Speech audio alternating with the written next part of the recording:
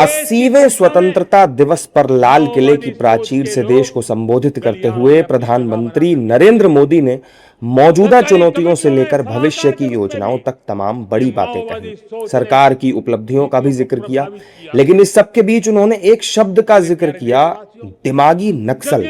PM Modi पहले भी अपने भाषणों में अर्बन नक्सल का जिक्र करते रहे हैं, लेकिन इस बार जंगलों वाले नक्सलवाद पर अंतिम प्रहार के साथ ही दिमागी नक्सलियों से निपटने की भी उन्होंने अपील की। उन्होंने कहा कि ये दिमागी नक्सली अराजकता के रास्ते खोज रहे हैं, समाज को गलत राह पर घसीटने के लिए दांव खेल रहे हैं। इन दिमागी नक्सलियों को पहचानना होगा और इन्हें आइसोलेट करना होगा। जंगलों में हमें हथियारी नक्सलों का खात्मा बुलाने में, उस संकट से देश को मुक्त कराने में सफलता मिली है, लेकिन हथियारी नक्सल तो गए, लेकिन दिमागी नक्सल, ये दिमागी नक्सल मौके की तलाश में है, हिंसा अराजकता के वो रास्ते खोज रहे हैं, समाज को गलत राह पर घसीटने के लिए भांति भांति के दांव कर रहे हैं। इन दिमागी नक्सलियों को पहचानना होगा, इन दिमागी नक्सलियों को आइसोलेट करना होगा। पीएम मोदी के दिमागी नक्सलियों को अलग थलग करने वाले बयान का एनडीए ने समर्थन किया। जेडीयू और बीजेपी ने दिमागी नक्सल का मतलब समझाते हुए कहा कि दिमागी नक्सल वो हैं जो हिंसात्मक अतिवादी नक्सलियों को पनाह देने और उन्हें ऑक्सीजन देने का काम करते हैं।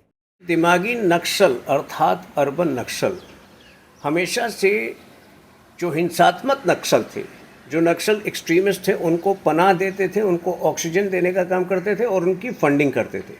तो जैसा कि प्रधानमंत्री मोदी जी ने आज स्पष्ट किया है, दिमागी नक्सलियों के विरुद्ध हमारी वैचारिक लड़ाई जारी रहेगी।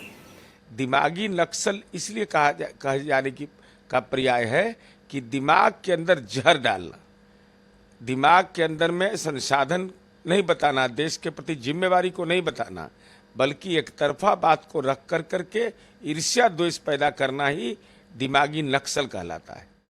दूसरी तरफ विपक्ष पीएम मोदी के इस बयान पर तिलमिलाया हुआ दिख रहा है। लेफ्ट पार्टी सीपीआईएम के नेता हन्नान मोल्ला ने कहा कि दिमागी नक्सल कभी खत्म नहीं होंगे।